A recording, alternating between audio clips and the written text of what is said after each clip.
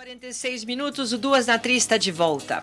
Aprofundar no estudo da sétima arte, o cinema, e produzir algo nesse sentido, seja por meio de aparelhos rudimentares ou de alta tecnologia, é sempre de grande contribuição para ampliar o horizonte de compreensão do mundo, da descoberta poética do outro, da catarse da própria existência e, sobretudo, do encantamento com o belo.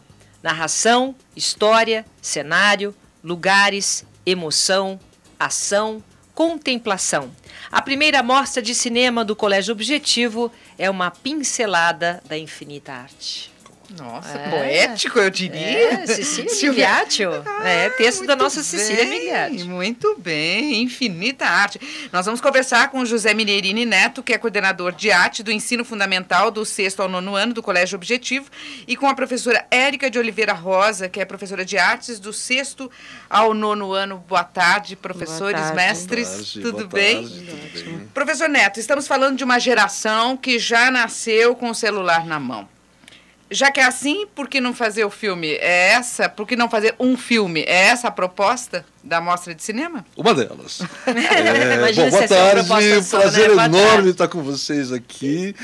Venho acompanhando a programação com muita vontade. Hoje, muito feliz de estar aqui ao lado de vocês e dividindo com a minha querida Érica essa conversa a respeito da produção de cinema. E mandar um abraço para os nossos alunos que estão nos ouvindo e demais ouvintes da Rádio Trianon também. Olha, essa é uma questão muito interessante, né? Você fala, Malu, em celular, mas vamos falar um pouco mais recortado, que é o smartphone, né? O smartphone, ele tem tantas possibilidades para se comunicar e para fazer arte. Por que não usar um smartphone para fazer filme, para fazer cinema, né? Para fazer audiovisual, o nome que vocês queiram, aí é uma longa discussão. Mas essa foi uma das propostas iniciais, mesmo porque nós temos o Objetivo tem uma tradição enorme no uso das tecnologias de ponta em sala de aula. E nós não poderíamos virar as costas para as potencialidades do smartphone, do telefone celular. Não dá para ignorar o celular hoje Não em é dia, possível, né? Cada geração traz o seu debate sobre o uso da tecnologia dentro de sala de aula. Vamos recortar, vamos entender a tecnologia como aquela que passa pelos circuitos eletrônicos. É dessa tecnologia que eu estou falando, porque a tecnologia é uma discussão também muito maior. Mas a tecnologia que passa pelos circuitos eletrônicos, eu me lembro que, desde das minhas primeiras experiências em sala de aula, do Tamagotchi. O Tamagotchi era um bichinho virtual, né? A nova geração talvez não se lembre do Tamagotchi. Eu também não é mas da minha eu me época. lembro. Ele voltou há uns 2 anos atrás agora. Pode ter um bichinho Como a virtual, linha né? diz, nós não temos época, nosso tempo é hoje, né? A linha de história estava falando. Mas era uma discussão assim, mas o que fazer com o Tamagotchi em sala de aula? O Tamagotchi, ele tira a atenção da aula porque ele pede para tomar água no meio de uma orientação importante e tal. Ou seja, desde o Tamagotchi até o smartphone atual, eu presenciei inúmeras discussões a respeito do uso da tecnologia em sala de aula. E confesso que sempre me interessei por todas elas, como aliados pedagógicos. Então, respondendo finalmente a sua questão, sim, por que não usar esse instrumento tão fantástico e tão sedutor, né? Afinal de contas, nós ficamos muito tempo, e nós aqui nessa mesa também, né? No telefone celular. Eu não. Ah, sei. Por que não usar como um aliado pedagógico? Eu não entendo, nunca entendi, e tenho a impressão que o Objetivo também, não tenho certeza, que o Objetivo também sempre entendeu que esses recursos tecnológicos que passam por circuitos eletrônicos são aliados pedagógicos agregados, né? Fantásticos. Então pense, desde as primeiras experiências do Objetivo, com a presença da televisão na sala de aula, as aulas INSAT, o projeto INSAT, o projeto de transmissão de aulas e palestras para o Brasil todo, né? Centenas, milhares de alunos assistindo uma aula. Isso nós estamos falando? Dos anos 60, 70. Um pioneirismo Já o professor enorme. Salles vai estar contando mais. Não tenho dúvida. Dos anos 60 e 70, esse pioneirismo, né? Então, isso é fantástico, né? Ter o prazer de trabalhar numa instituição que tem esse pioneirismo e poder dar continuidade de algum modo a esse pioneirismo fazendo uso do smartphone como um aliado pedagógico e mais ainda, né? Para fazer arte. Professora Érica, o que você acha disso? É maravilhoso. Eles estão o dia inteiro com os celulares na mão. É inevitável você falar, não vamos usar os smartphones, né? Então, a criação desse projeto foi muito bom e conseguiu um direcionamento legal do aluno, não só apenas para as redes sociais, mas para os trabalhos que eles fazem ou outras possibilidades com o smartphone. E qual que foi a proposta para os alunos? A proposta é um filme que a gente pode dizer? Não. Curta-metragem, Érica? Curta-metragem. Curta-metragem, porque explica quando que é filme, quando que é curta-metragem, quando que é longa-metragem. Você quer falar? Pode falar. É questionável isso, né? Um filme de curta-metragem é aquele que tem, em média, de 20 a 30 minutos no máximo.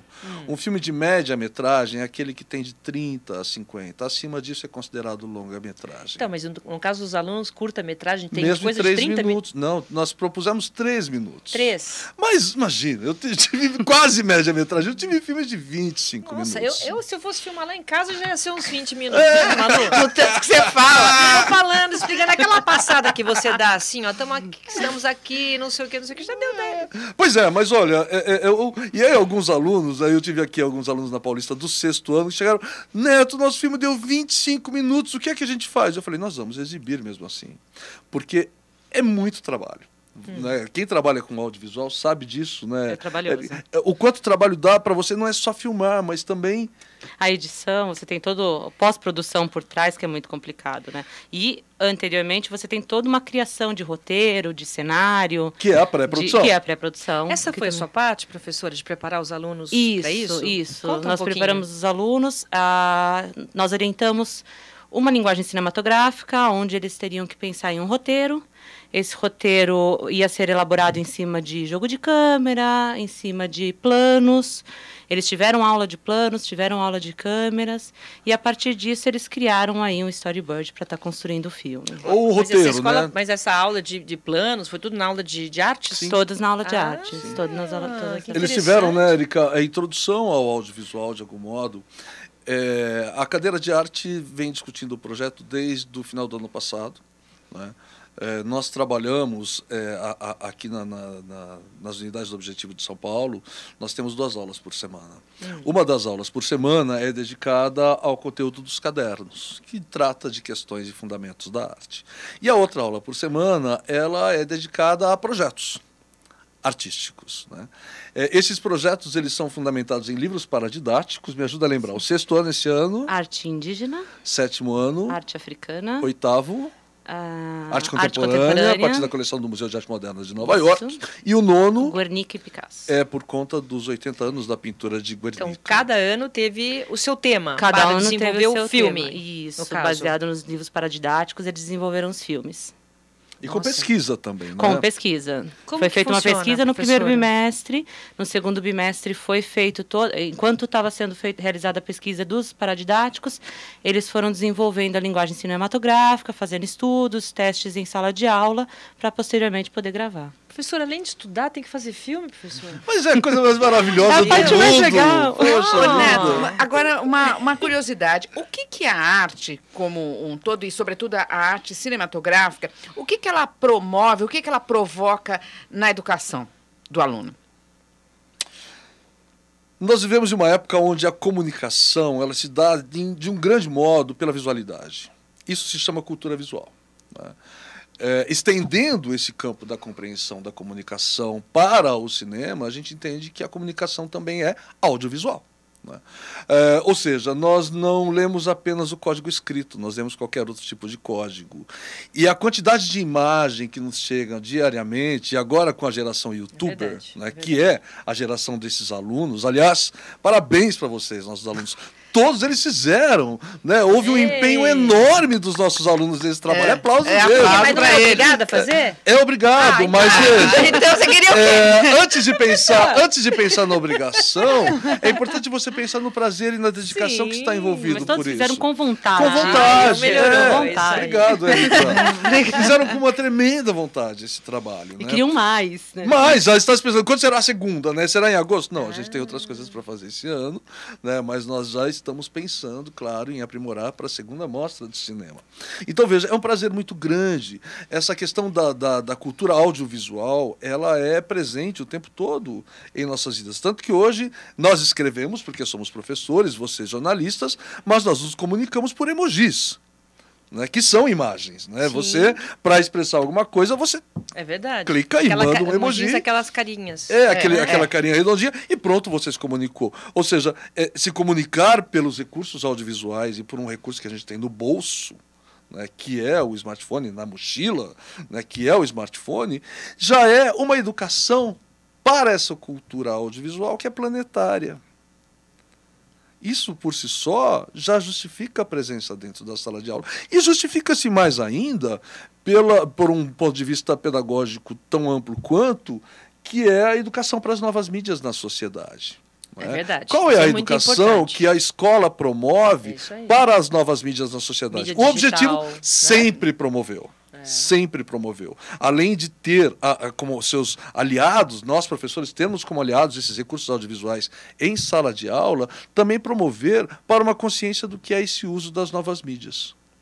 É um direcionamento importante hoje, né? Eles estão muito perdidos, todos estamos muito perdidos, né? O tempo inteiro somos munidos de informações, muita informação, de informação fragmentada. Isso, acho que esse direcionamento é importante, você mostrar para os alunos, esse caminho é legal, esse talvez não seja aqui tanto. Aqui você está fazendo arte, aqui você não, aqui você só está olhando. Isso. Deve ser interessante, né? Muito, muito. Eu não entendo que o telefone celular ele é um inimigo, ele é um aliado. Claro, é uma discussão. Falar em educação é falar em conflitos também. Não é? E o celular, muitas vezes ele é um conflito em sala de aula, porque ele pode estar sendo acessado por uma mídia social, por um WhatsApp, no momento inadequado.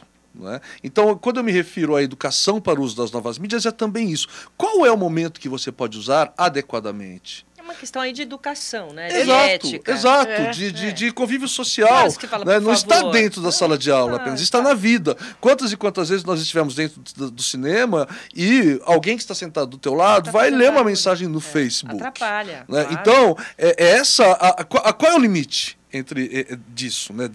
desse uso para as novas mídias num convívio social adequado? Não está só dentro da sala de aula. A sala de aula ela está inserida na vida. A escola está inserida na vida. E o uso da tecnologia também. Então, essa experiência do cinema, ela é mais uma com o uso das novas mídias, já, né, de uma longa história, como eu já disse aqui, e muito positiva, e muito envolvente, Érica, e muito fascinante. As mostras... Fala das mostras.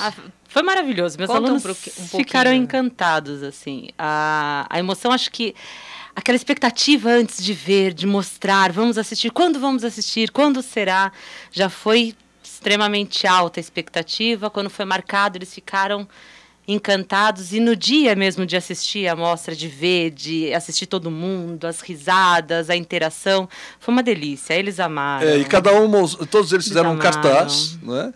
E esses cartazes foram exibidos de diferentes modos pelas unidades do Objetivo. Foram os cartazes de divulgação do trabalho. Os cartazes de divulgação do filme, que acabaram, alguns deles, virando backdrop. Aqui na Paulista eu coloquei até um tapetinho vermelho ali pra gente com direito, fazer tem uma direito graça. Ô, Érica, mas uma coisa me chama a atenção. Porque, por exemplo, se você vai dar uma outra matéria, geografia, história, então você tem o certo, tem o errado, ou tem a compreensão. Mas, assim, eu penso que na arte, ele chega...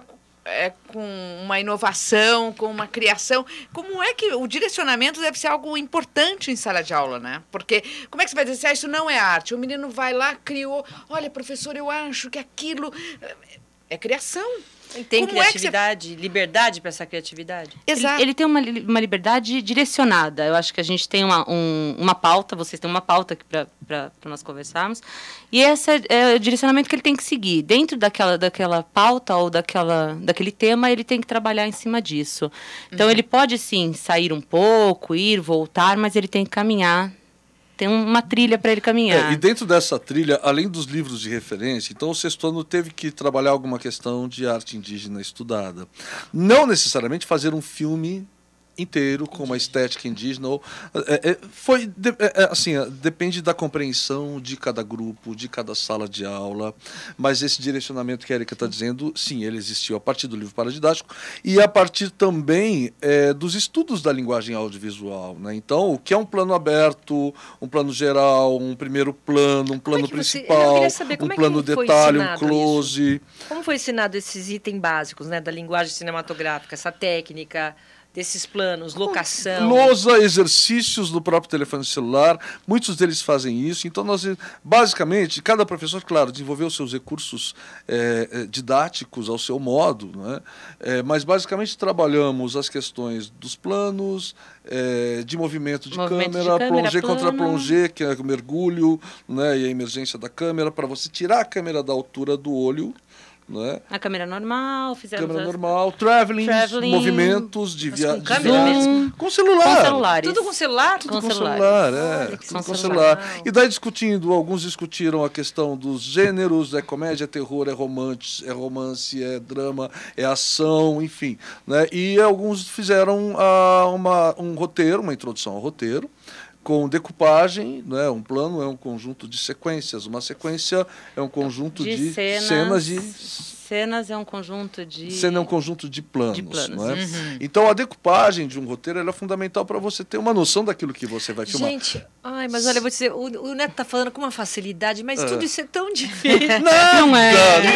Nada. Nossa, a decupagem demora. Pois é, mas ela é demorada, é trabalhosa. A pré-produção... É trabalhosa. E a pós-produção foram muito mais trabalhosas do que a produção. Tanto é que nós tivemos um bimestre todo de pré-produção, né? Praticamente. A filmagem, a produção, tudo bem, mas depois... O antes demorou mais. O antes foi muito mais. Foi um bimestre todo, depois inteiro. A gravação em si, 15, 20 dias. Gravação e edição, pós-produção, 15, 20 dias. Mas você tem razão, porque é muito trabalhoso você desenvolver um roteiro. Né? E especialmente quando você está em grupo e mentes tão... efervescentes, né? Nós temos essa felicidade, né, de trabalhar com muita abertura para a criação, o termo que vocês já usaram nessa nossa conversa. Imagine você colocar 4, 5, 6, 8 crianças e adolescentes discutindo o que é que elas vão filmar. Com ideias totalmente diferentes, né? Cada uma querendo... diferentes. Tema, então, né? veja, isso é fascinante, ao mesmo tempo muito trabalhoso. É verdade.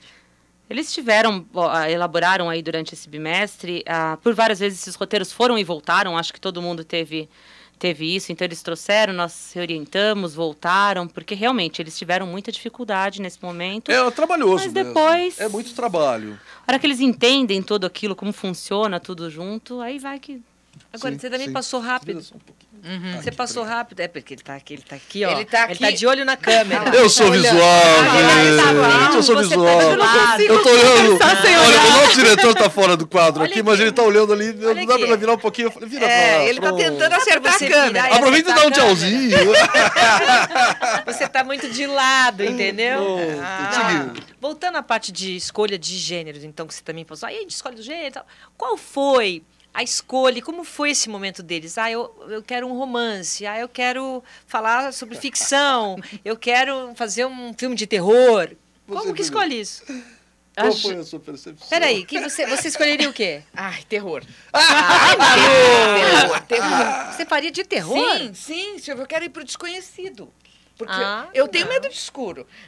Medo. Então, vou enfrentar os meus medos fazendo um filme de terror. Com o personagem. Com o personagem fica mais fácil que na vida real, não, né? Vai virar psicodrama.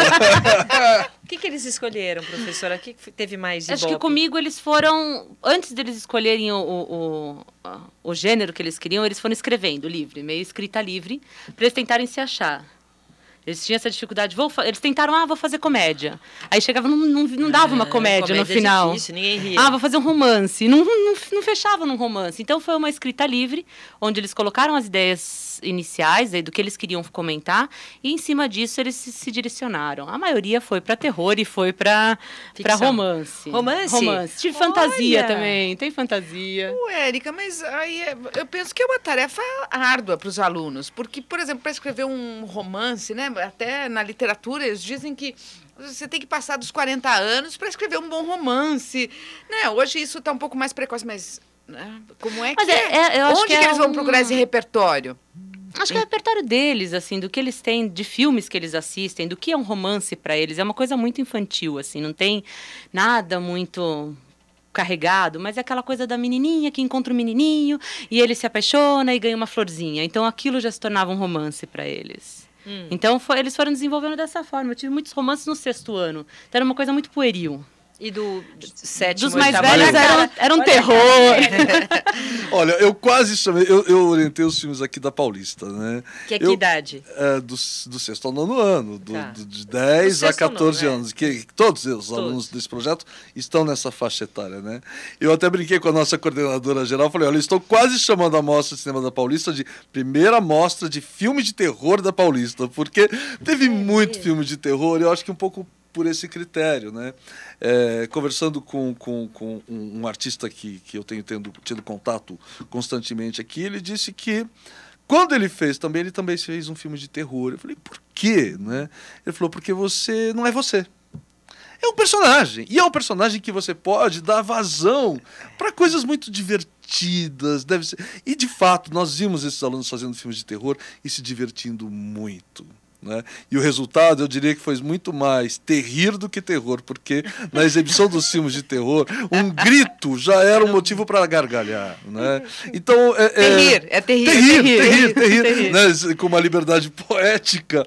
Mas olha, e a experiência da mostra de cinema, dos alunos absolutamente envolvidos dentro da sala de exibição, de uma sala de aula, projetando... E curiosos com o que os outros fizeram. Exatamente. Alguns viram só os trabalhos da sua sala, outros não viram nada, a não ser o seu próprio trabalho, né? E também na pós-produção, nós orientamos que as funções se dividissem, né? Então, é o diretor, o diretor tem que respeitar e ser respeitado. O outro é o diretor de arte, precisa de um copo com água na mesa da cena, é o diretor de arte quem tem que providenciar. Mas quem que definia isso? Você? O próprio grupo.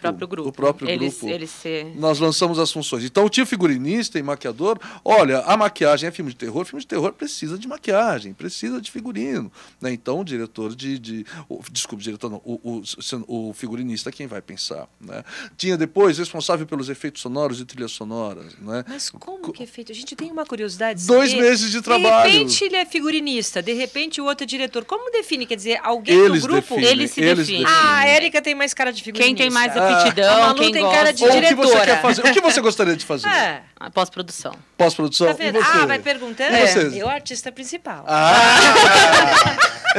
Malu! Ai, eu queria ser diretora. Tá no cargo dela. Tipo aquela cadeira, já queria ter aquela cadeira e sim, mandar o diretor, chapéu. assim, né? Aquele chapéu Panamá, entendeu? Ali, Entendi. era isso. Mas eu acho que tem o imaginário. Como que era com os alunos? Assim, alguém escolhia? Olha, eu queria ser o cada um diretor de escolhia? arte, escolhi o copinho da mesa. Que é o que eu faço também, né? É o meu trabalho. Então, Claro. essa definição de perfil, eles faziam entre eles mesmos. Entre eles mesmos. E podia repetir também, eu quero fazer 2 coisas, não tem problema. Isso era bem livre, eles Mas podiam... isso é julgado na nota? Quer dizer, leva pontos? Você foi um bom figurinista, você não foi? Ou é sempre o Nós produto temos final? uma folha que se chama folha de prova número 2, né, que nós chamamos de P2. Tem 3 etapas essa folha: projeto, desenvolvimento e produto final. Então, essa avaliação de P2, ela envolveu o primeiro e o segundo bimestre. Né? Foi um projeto bastante longo. Né? Então, esses critérios, para você chegar a um produto final, a arte tem percurso. E esse percurso ele foi bastante longo. Então, primeiro, lançamos a proposta. Esse projeto foi, já disse, né, amplamente discutido por nossos professores. Quanto tempo total desse projeto? Olha, nós começamos a fazer em fevereiro. As mostras estão acontecendo agora. Vai até quando? As mostras estão indo para o final já, né, mas praticamente 4, 5 meses de trabalho. Né? E, sobretudo, em pré-produção, sobretudo em compreender a linguagem audiovisual, né, dos planos, né, como é que é composto um filme, quais são as funções de para um filme acontecer, introdução a roteiro e depois a parte de criação, né, que levou bastante tempo. Muito legal, gente. E nós muito envolvidos também, nós professores muito envolvidos, porque nós trabalhamos muito ao lado dos nossos alunos e dando suporte suporte para que as suas ideias aconteçam. Então vejam, o projeto ele contemplou o filme em um cartaz, nessa folha de P2, esse era o projeto, nós acompanhamos o desenvolvimento e também o produto final. Então a nota ela é resultado de todo um processo que atingiu 2 bimestres. 2 bimestres. Né? Não foi, não dá para dizer que a nota ela foi, o filme, você foi um bom figurinista ou você foi um mau figurinista. Depende, se o figurino é para fazer todo esfarrapado, borrado e mal feito, você foi um excelente figurinista. Né? Porque está de acordo com o projeto do filme a ser feito. Então, nós trabalhamos com o projeto, nós colocamos esses projetos para os nossos alunos fazerem e damos suporte para os alunos trabalharem com esses projetos. Então, percebam, a avaliação é processual, ela não é só o produto final. Conjunto, É um conjunto. Você não tem como avaliar só o produto final. E, Érica, penso que também desperta aptidões para eles, né? Porque eles olham para um trabalho de figurinista, coisa que a Silvia estava falando. Ele não sabe direito como é que faz, e aí ele vai descobrir, acho que sirvo para isso. Mas ali no percurso ele descobre. E com isso pode despertar, por exemplo, ele pode gostar de edição, ele pode gostar de roteiro. Sim. E com isso ele vai encaminhando também a vida dele, Claro. né? Sim. Ele começa a perceber o que ele gosta, o que ele não gosta de fazer, ele tem essa possibilidade. E quais foram as surpresas que vocês tiveram? Às vezes tem aquele aluno, nossa, mas eu não tinha ideia que ele tinha cara de figurinista.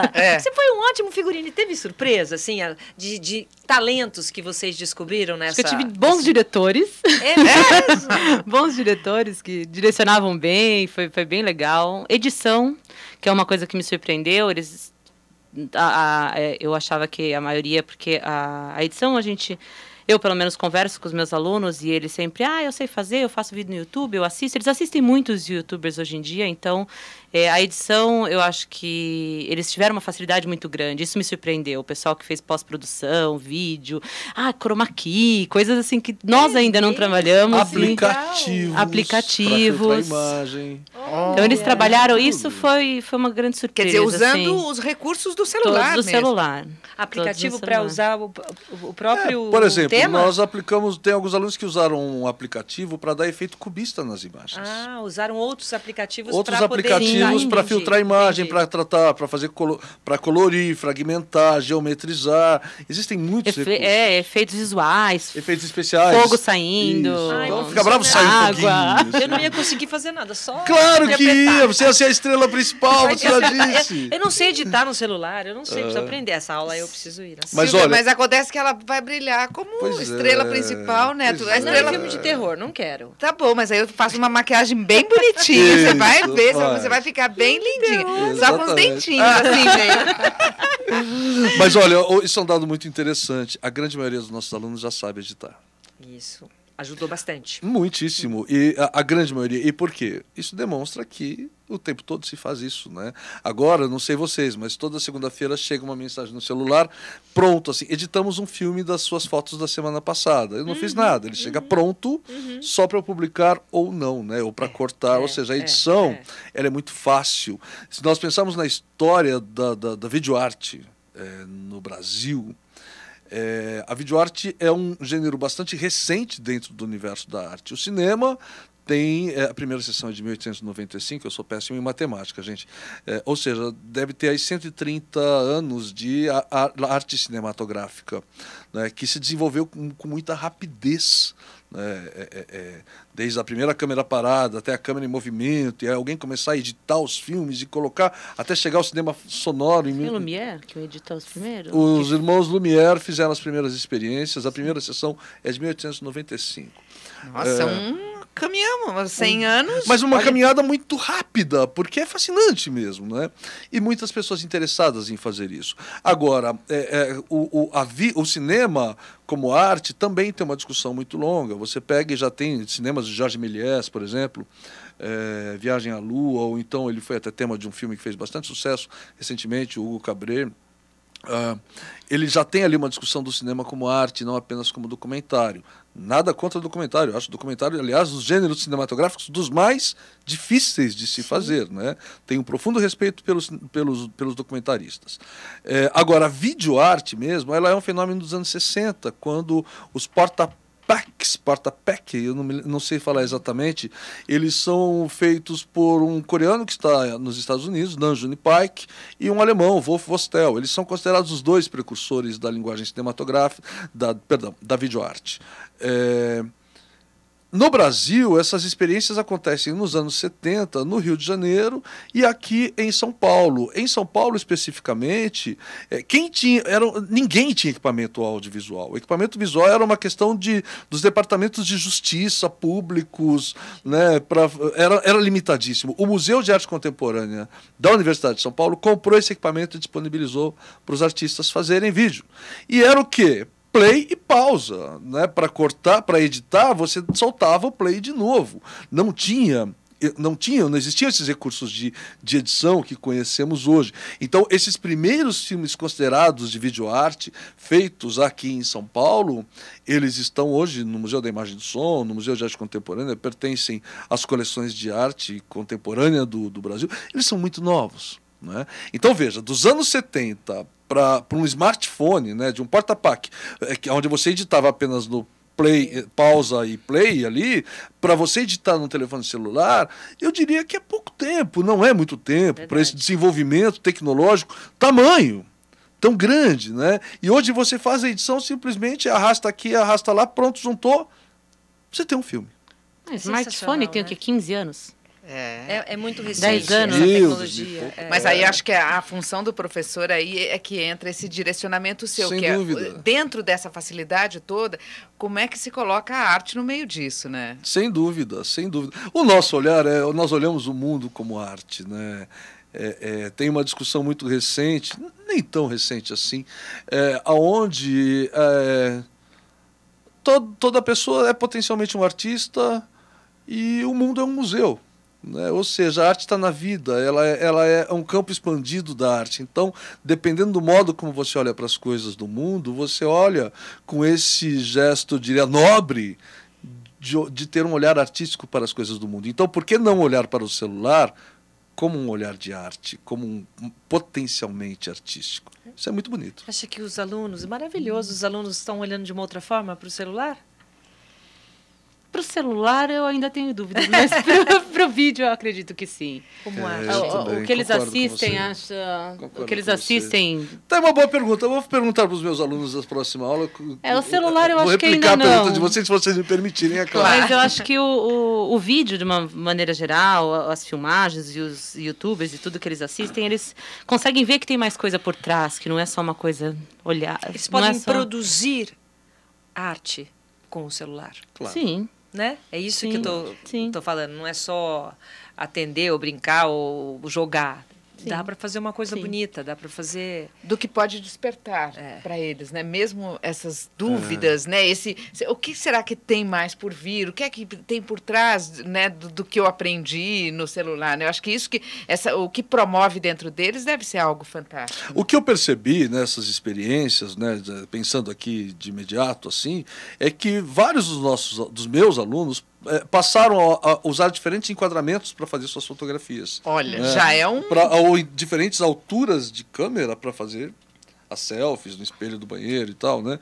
Mas já com uma outra elaboração de recorte de plano, de enquadramento, de altura. Ou seja, isso eu percebi sim, viu, que aconteceu com alguns alunos. O professor Neto, dá uma dica aqui pra gente. Qual é o melhor plano? Pra fazer uma selfie. Aquele que engorda, como é que é? Hein? Assim, pra cima, hein? Como a gente fica... Então, assim, olha, esse é meu melhor lado. Esse é meu melhor plano. Qual é o melhor plano? Não, cada um tem o seu. Depende do que você quer mostrar. Tem o seu. Depende do que você quer mostrar. Depende também. do que você quer mostrar. Eu tenho uma amiga aqui nossa, que eu não vou citar o nome, que só fica assim do lado direito nas fotos. Entendeu? Tem gente que fala, por exemplo, aqui não tem nada assim... De me colocar como algo maior, mas teve uma vez que eu fui entrevistar, eu aprendi isso com o Julio Iglesias, que eu fui entrevistá-lo quando eu morava em Miami, e ele não deixava filmá-lo de baixo para cima, que ele falou que engordava, Sim. e nunca do lado esquerdo. Mas isso cabe para ele, pode não caber para você.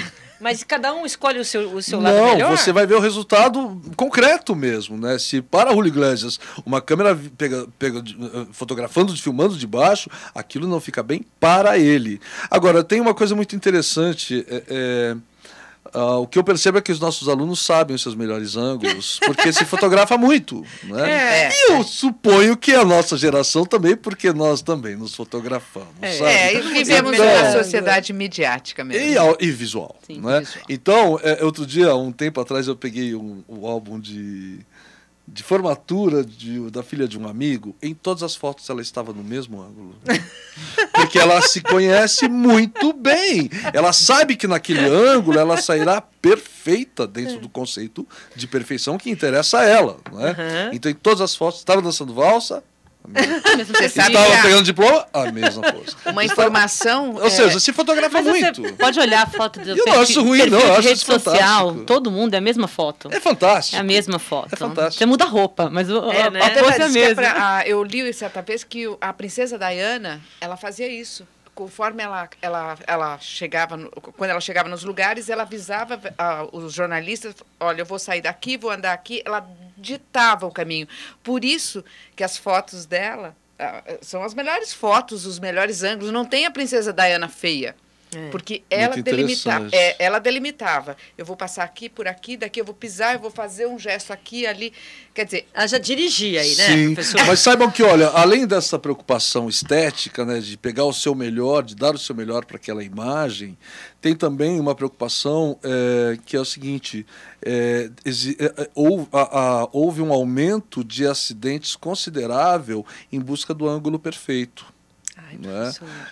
Em que sentido? Você está quantas vezes já ouvimos falar nisso, né? Você está num museu e você vai tirar uma selfie em busca do ângulo perfeito, você derruba a escultura que estava atrás. Né? Olha. Isso já aconteceu. Então, acidentes mais graves, de você estar numa alto de uma montanha e vai tirar uma selfie e aí, em busca do ângulo perfeito, você se desequilibra e se acidenta. Então, não é só pelo aspecto positivo, né? Mas também pelo aspecto negativo. A presença da selfie na vida contemporânea, ela intensificou os acidentes. Isso é uma preocupação, não é? Vamos filmar, mas vamos filmar com segurança. Vamos fazer esses trabalhos com uma margem de segurança para todos os nossos alunos, né? Que de modo que as coisas aconteçam e que tenha essa consciência também. Olha, isso também faz parte de uma educação para as novas mídias, não é? Não é só você saber o momento exato, mas você também usar à medida que isso não comprometa a tua segurança. Muito bem, ótimo, professor. Estou convencida que a educação é a saída. Mas é claro. Para tudo, né? Para tudo. E para as novas mídias também. Muito bem, professor. Olha, eu quero agradecer, então, ao professor De José novo! De novo! Outra vez que eu sentei para falar com ela, 5 minutos depois acabou. Parece que é 5 minutos. Então você está convidada a voltar, Mas né? um prazer. A Erika junto, hein, ó. Olha, por favor, Obrigada. José Mineirini Neto, coordenador de arte do Ensino Fundamental do 6º ao 9º ano, e a Érica de Oliveira Rosa, que é professora de artes do 6º ao 9º ano. Obrigada, mestre. Obrigada a você. Até uma próxima. Podem voltar. Não Tá bom? tenha dúvida. Obrigada.